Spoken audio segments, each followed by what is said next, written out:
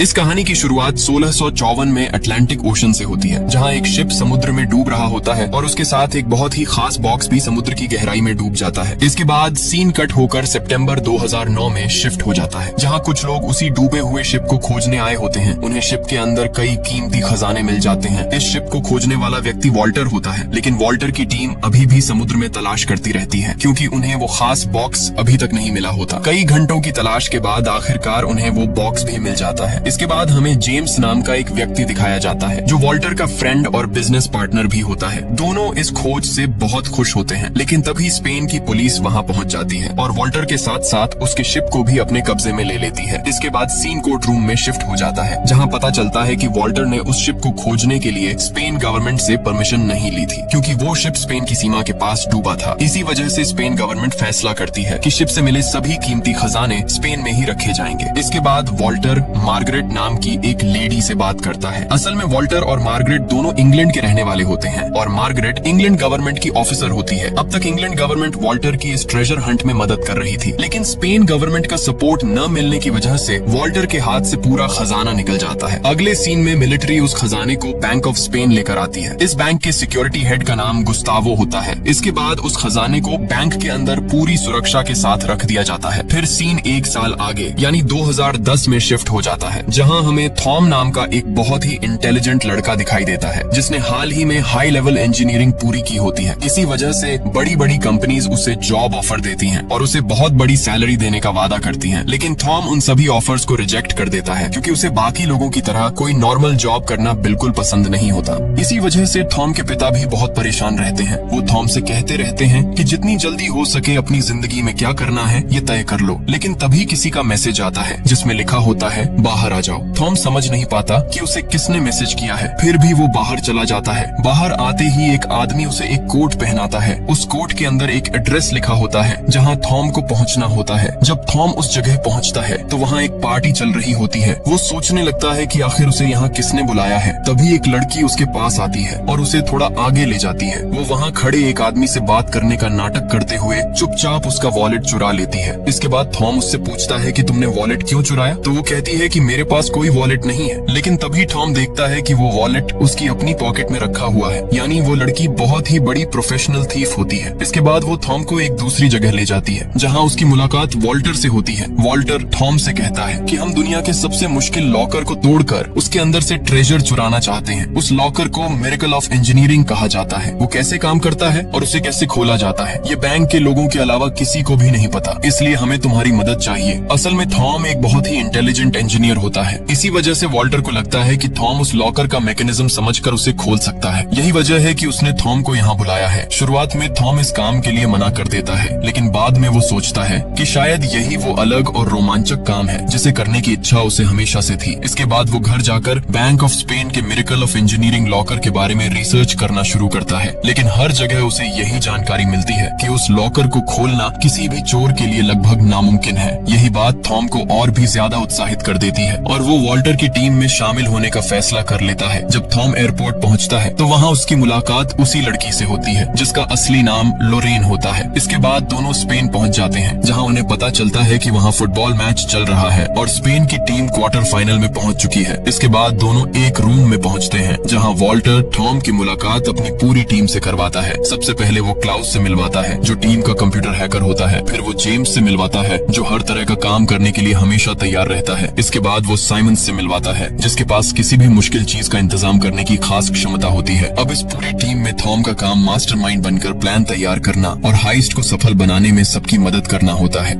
इसके बाद वॉल्टर की टीम थोड़ी परेशान हो जाती है, क्योंकि बैंक ऑफ स्पेन में काम करने वाले हर एम्प्लॉई को अलग अलग पासवर्ड दिए गए होते हैं। अगर किसी एक एम्प्लॉई का पासवर्ड मिल जाए तो बैंक के कुछ सीसीटीवी कैमरास को हैक किया जा सकता है। तब थॉम सभी को एक आइडिया देता है। वो कहता है कि अगर आज किसी एम्प्लॉई ने छुट्टी ली है तो उसे बैंक की तरफ से कॉल करने का नाटक करो और कहो कि बैंक की तरफ से एक इम्पोर्टेंट मैसेज है, जिसे सुनने के लिए पहले पासवर्ड डालना होगा। वॉल्टर की टीम थॉम के बताए हुए प्लान के अनुसार छुट्टी पर मौजूद मौजूद एक एम्प्लॉय को कॉल करती है। वो एम्प्लॉय भी उस इम्पोर्टेंट मैसेज को सुनने के लिए अपना पासवर्ड बता देता है। पासवर्ड मिलते ही टीम को बैंक के कुछ सीसीटीवी कैमरास का एक्सेस मिल जाता है। हालांकि उन्हें सभी कैमरास का कंट्रोल नहीं मिलता, सिर्फ कुछ कैमरास ही हैक हो पाते हैं। इस तरह थॉम खुद को साबित कर देता है कि वो इस टीम का हिस्सा बनने के पूरी तरह लायक है। इसके बाद जेम्स और साइमंस उन टनल्स की तलाश करने लगते हैं जहां से ट्रेन गुजरती है। उन्हें उम्मीद होती है कि शायद वहीं से बैंक तक जाने वाला कोई सीक्रेट टनल मिल जाए। उधर वॉल्टर थॉम को एक पुरानी कहानी बताता है। वो कहता है कि 15वीं सदी में फ्रांसिस ड्रेक नाम के एक आदमी ने स्पेन से एक खजाना चुरा कर कहीं छिपा दिया था, लेकिन उसने वो खजाना कहाँ छिपाया ये आज तक किसी को नहीं पता। हाँ, उसने उस जगह के क्लूज 3 कॉइन्स पर जरूर छोड़ दिए थे और वो तीनों कॉइन्स एक खास बॉक्स के अंदर रखे हुए थे। असल में वॉल्टर उसी बॉक्स की बात कर रहा होता है जो मूवी की शुरुआत में शिप के साथ समुद्र में डूब गया था,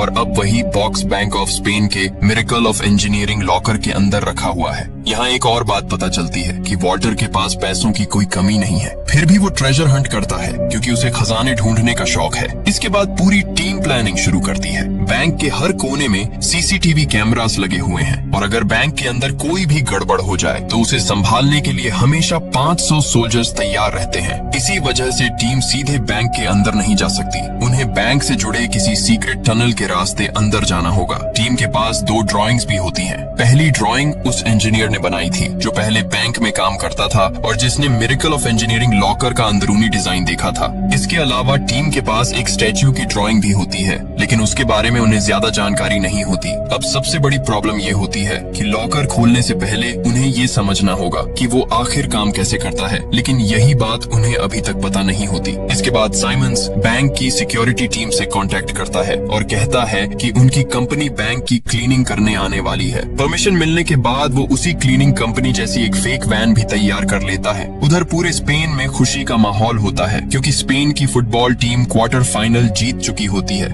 इसी बीच वॉल्टर की टीम के सामने एक नई प्रॉब्लम आ जाती है। किसी को बैंक के अंदर जाकर एक डिवाइस से लॉकर को स्कैन करना होगा ताकि उसका ब्लूप्रिंट तैयार किया जा सके, लेकिन जेम्स ये काम नहीं कर सकता क्योंकि वो पहले सोल्जर रह चुका होता है। अगर वो बैंक के अंदर जाएगा तो फेस स्कैन से उसकी पहचान हो जाएगी और सिक्योरिटी को उस पर शक हो जाएगा। तब थॉम खुद कहता है कि वो बैंक के अंदर जाएगा। अगले दिन बैंक का सिक्योरिटी हेड गुस्टावो बैंक पहुंचता है। उसी समय साइमंस और थॉम भी क्लीनिंग स्टाफ बनकर बैंक के अंदर एंट्री कर लेते हैं। वॉल्टर की बाकी टीम ये सब सीसीटीवी के जरिए देख रही होती है। इसी दौरान लोरेन भी अपना भेष बदलकर बैंक में पहुंच जाती है। वो खुद को एक ऐसी ऑफिसर बताती है जो बैंक में रखी गई कीमती पेंटिंग्स की सिक्योरिटी चेक करने आई है। वहीं उसकी मुलाकात गुस्तावो से होती है। बातों बातों में लोरेन गुस्तावो को कॉफी का कप देती है और थोड़ी देर बाद वापस ले लेती है। उसने ऐसा क्यों किया इसका पता हमें आगे चलकर चलता है। इसके बाद साइमंस बैंक के बेसमेंट में मौजूद सर्वर रूम में पहुंचता है। वहां वो एक वायर के साथ एक छोटा सा डिवाइस अटैच कर देता है। जैसे ही वो डिवाइस कनेक्ट होता है, बैंक के सभी सीसीटीवी कैमरास का कंट्रोल क्लाउस के पास आ जाता है। उधर लोरेन को एक कमरे में भेजा जाता है ताकि वो वहां रखी हुई एक पेंटिंग की सिक्योरिटी चेक कर सके। वो पेंटिंग चेक करने का नाटक करने लगती है और क्लाउस उसकी पूरी रिकॉर्डिंग पहले से ही सेव कर लेता है। इसके बाद लोरेन वहीं मौजूद एक छोटे लॉकर को खोलने की कोशिश करती है, लेकिन सीसीटीवी में गुस्तावो को ऐसा दिखाई देता है कि लोरेन अभी भी पेंटिंग ही चेक कर रही है क्योंकि क्लाउस लाइव फुटेज की जगह पहले से रिकॉर्ड किया हुआ वीडियो चला रहा होता है। उस छोटे लॉकर के अंदर लोरेन को एक की मिलती है। वो उस की को स्कैन कर लेती है। उधर थॉम भी एक खाली रूम में पहुंचता है क्योंकि उसी रूम के ठीक नीचे मिरेकल ऑफ इंजीनियरिंग लॉकर मौजूद होता है। वो वहाँ एक डिवाइस रख देता है ताकि नीचे मौजूद लॉकर को स्कैन किया जा सके। इधर लोरेन की को स्कैन करने के बाद उसे वापस वहीं रख देती है। उसी समय बैंक का ओनर वहां पहुंच जाता है और उससे बात करने लगता है। उसे जरा भी अंदाजा नहीं होता कि लोरेन अभी उस की को स्कैन कर चुकी है। उधर थॉम ने जो स्कैनर लगाया होता है, उसी रूम में कुछ लोग मीटिंग करने के लिए आ जाते हैं, लेकिन थॉम नीचे छिपा होने की वजह से किसी की नजर में नहीं आता। इसके बाद लोरेन को दूसरी पेंटिंग चेक करने के लिए भेजा जाता है। वहाँ भी उसे एक और की मिलती है जिसे वो स्कैन करने लगती है। उधर थॉम काफी देर तक स्कैनर चालू रखता है जिसकी वजह से सिक्योरिटी सिस्टम को शक हो जाता है और अलार्म बजने लगता है।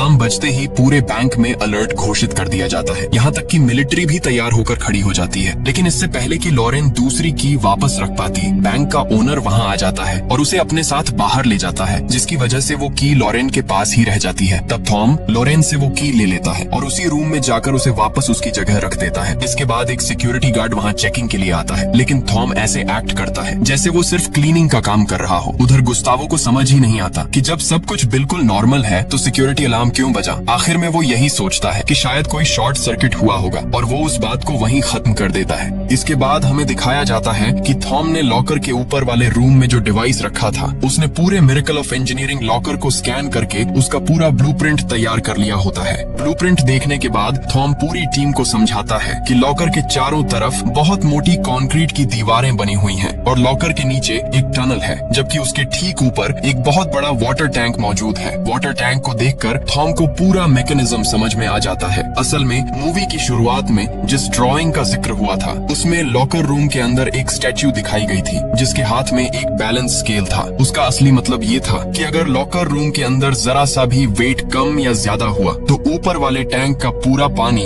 लॉकर रूम में भर जाएगा और अंदर मौजूद चोर वहीं डूबकर मर जाएंगे। वहाँ से बाहर निकलना लगभग नामुमकिन होगा। यानी असली चैलेंज लॉकर को खोलना नहीं है, बल्कि उसके अंदर जाने के बाद जिंदा बाहर निकलना है। उधर गुस्तावो और बैंक का ओनर अभी भी कंफ्यूज होते हैं। उन्हें समझ नहीं आता कि सब कुछ ठीक होने के बावजूद सिक्योरिटी अलार्म क्यों बजा था। इधर थॉम लॉकर से सुरक्षित बाहर निकलने का कोई रास्ता ढूंढने में लगा रहता है। उसी दौरान जेम्स और साइमंस काफी मेहनत के बाद लॉकर के नीचे मौजूद टनल तक पहुंच जाते हैं। वहां उन्हें एक बड़ी मशीन दिखाई देती है जिस पर वेट मापने वाला मीटर लगा होता है। उसे देखकर उन्हें यकीन हो जाता है कि थॉम का अंदाजा बिल्कुल सही था। अगर लॉकर रूम के अंदर थोड़ा सा भी वेट बदल गया तो ऊपर का पूरा पानी तुरंत अंदर भर जाएगा। असल में टनल के ठीक ऊपर ही लॉकर रूम बना हुआ होता है। लेकिन तभी जेम्स और साइमंस वॉल्टर को एक चौंकाने वाली बात बताते हैं। अगर टनल से होल बनाकर लॉकर रूम तक पहुंचना है तो इसमें कम से कम 15 दिन लगेंगे। ये सुनते ही पूरी टीम निराश हो जाती है, क्योंकि इस समय पूरे स्पेन का ध्यान फुटबॉल मैच पर है। लेकिन 15 दिन बाद टूर्नामेंट खत्म हो जाएगा और फिर सबका ध्यान दोबारा बैंक की सिक्योरिटी पर चला जाएगा। इसी दौरान वॉल्टर बाहर देखता है कि बैंक के सिक्योरिटी कैमरास सड़क पर फुटबॉल मैच देख रही भीड़ की तरफ घुमाए गए हैं। तभी पूरी टीम एक नया प्लान बनाती है कि टनल से जाने के बजाय बैंक की छत के रास्ते अंदर घुसा जाएगा और ये काम फुटबॉल फाइनल वाले दिन किया जाएगा, क्योंकि उस दिन सिक्योरिटी का ध्यान भी मैच पर रहेगा।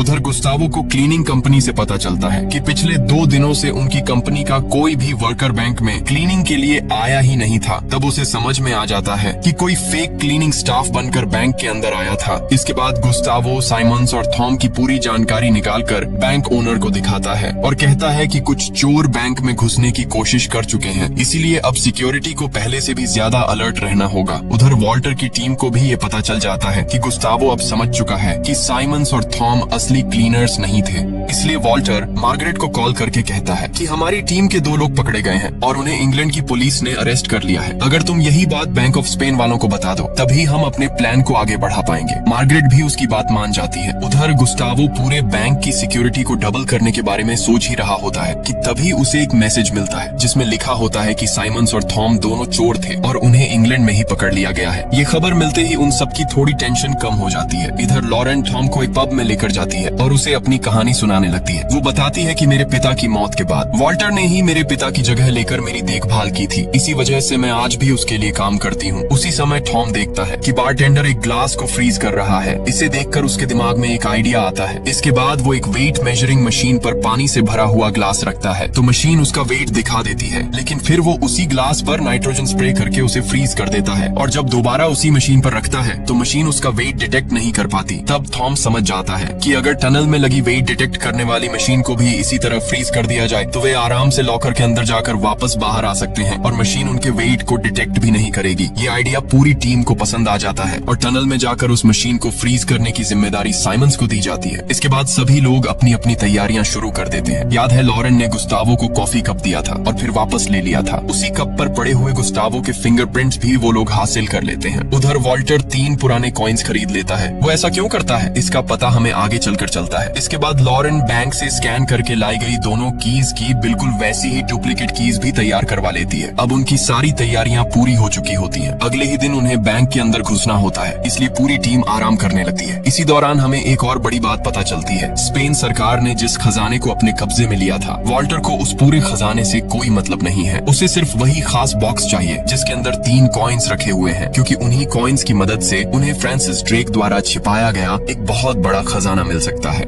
मारने दिन पूरा स्पेन फुटबॉल मैच देखने के लिए तैयार हो जाता है। उधर क्लास भी कंप्यूटर के सामने बैठकर तैयार रहता है। वहीं टनल में साइमंस भी उस मशीन को फ्रीज करने के लिए तैयार होता है। दूसरी तरफ वॉल्टर दूर बैठकर पूरे ऑपरेशन पर नजर रख रहा होता है। इसी दौरान जेम्स, टॉम और लॉरेन तीनों रोप की मदद से बैंक की छत पर पहुंच जाते हैं। उधर गुस्तावो ने सिक्योरिटी को पहले से भी ज्यादा टाइट कर दिया होता है, लेकिन फिर भी ये तीनों बैंक की छत पर लगे एक ग्लास पैनल को हटाकर धीरे धीरे बैंक के अंदर एंट्री कर लेते हैं और वहाँ से सीधे एक रूम तक पहुँच जाते हैं। इसके बाद वहाँ मौजूद एयर वेंटिलेशन डक्ट के अंदर से आगे बढ़ते हुए उन्हें लिफ्ट वाला एरिया मिल जाता है। फिर वहीं लगी रोप की मदद से नीचे उतरते हैं, जहाँ उन्हें एक बहुत बड़ा ब्रिज दिखाई देता है, लेकिन वो ब्रिज बीच से डिस्कनेक्ट होता है। इसलिए लैडर लगाकर सबसे पहले थॉम और लॉरेन दूसरी तरफ पहुंच जाते हैं। अब जेम्स भी लैडर के ऊपर चढ़ने लगता है, लेकिन उसका वेट ज्यादा होने की वजह से लैडर जोर जोर से हिलने लगती है और वो नीचे गिरने ही वाला होता है। तभी थॉम समय रहते उसका हाथ पकड़ लेता है और उसकी जान बचा लेता है। इसके बाद उन्हें वहाँ एक डोर दिखाई देता है। क्लास बड़ी मुश्किल से उसे हैक करके पासवर्ड पता लगा लेता है। जैसे ही वो पासवर्ड बताता है, वैसे ही ये लोग उसे एंटर कर देते हैं और डोर खुल जाता है। आखिरकार ये तीनों मिरेकल ऑफ इंजीनियरिंग लॉकर तक पहुंच जाते हैं। इसके बाद पहले से लिया हुआ गुस्तावो का फिंगरप्रिंट एक डिवाइस में इस्तेमाल करते हैं और साथ ही पहले से बनाई गई डुप्लीकेट कीज को भी लॉक में डालकर घुमाते हैं। इतना करते ही लॉकर खुल जाता है। अंदर देखने पर सच में एक स्टैच्यू रखा होता है जिसके हाथ में बैलेंस स्केल होती है और वॉल्टर जिस ट्रेजर बॉक्स की तलाश कर रहा था वो भी वहीं रखा हुआ होता है। लेकिन अभी भी वे लोग अंदर नहीं जा सकते, इसलिए टनल में मौजूद साइमंस उस बड़ी मशीन पर नाइट्रोजन स्प्रे करके उसे फ्रीज करना शुरू कर देता है। वो अपने पास मौजूद पूरा नाइट्रोजन इस्तेमाल कर देता है, लेकिन फिर भी मशीन पूरी तरह फ्रीज नहीं होती। ये देखकर सभी को लगता है कि उनका पूरा प्लान फेल हो गया, लेकिन तभी धीरे धीरे पूरी मशीन फ्रीज होने लगती है। इसके बाद तीनों लॉकर के अंदर चले जाते हैं। क्योंकि मशीन पूरी तरह फ्रीज हो चुकी होती है, इसलिए वो उनके वेट को डिटेक्ट नहीं कर पाती। अब तीनों उस खास बॉक्स को ढूंढना शुरू कर देते हैं जिसके अंदर 3 कॉइन्स रखे हुए होते हैं, लेकिन दूसरी तरफ वो मशीन धीरे धीरे अनफ्रीज भी होने लगती है। उधर गुस्तावो की टीम को बैंक के अंदर एक कबूतर दिखाई देता है। उसे देखकर उन्हें शक होता है कि ये अंदर कैसे आया। जब वो ऊपर जाकर देखते हैं तो उन्हें वही ग्लास पैनल खुला हुआ मिलता है जहाँ से जेम्स और उसकी टीम अंदर आई थी। तभी गुस्तावो समझ जाता है कि कोई बैंक के अंदर घुस चुका है। इधर वॉल्टर और उसकी टीम को भी पता चल जाता है कि गुस्तावो को उनकी एंट्री के बारे में मालूम हो चुका है और अब वो उन्हें ढूंढ रहा है। इसलिए वॉल्टर कहता है कि अब बाहर निकलना नामुमकिन है, तुम लोग सरेंडर कर दो। लेकिन तभी जेम्स अचानक गन निकालकर वॉल्टर से कहता है कि कॉइन्स वाला बॉक्स मुझे दे दो। यानी जेम्स वॉल्टर और उसकी पूरी टीम को धोखा दे रहा होता है। उसी समय लॉकर का डोर भी अपने आप बंद हो जाता है क्योंकि मशीन पूरी तरह अनफ्रीज हो चुकी होती है और उसने अंदर मौजूद लोगों का वेट डिटेक्ट कर लिया होता है। अब गुस्तावो की टीम को भी इस बात का पता चल जाता है, इसलिए सारे मिलिट्री सोल्जर्स बैंक की सिक्योरिटी के लिए तैयार होकर खड़े हो जाते हैं। उधर लॉकर के अंदर तेजी से पानी भरना शुरू हो जाता है। तभी जेम्स कॉइन्स वाला बॉक्स उठाता है और जिस रास्ते से पानी अंदर आ रहा होता है उसी रास्ते से तैरकर बाहर निकलने लगता है। लेकिन थॉम और लॉरेन इतनी तेजी से तैर नहीं पाते। तभी थॉम को एक बात समझ में आती है कि इस लॉकर में पानी पूरी तरह भर जाने के बाद ही ऊपर से आने वाला पानी बंद होगा, इसलिए टनल में मौजूद वेट डिटेक्ट करने वाली मशीन को ये यकीन दिलाना होगा कि लॉकर का वेट पहले से बहुत ज्यादा बढ़ चुका है। तभी टनल में मौजूद साइमंस अपने पास रखे हुए सारे सिलेंडर्स उस मशीन के ऊपर रख देता है ताकि उसका वेट अचानक बढ़ जाए।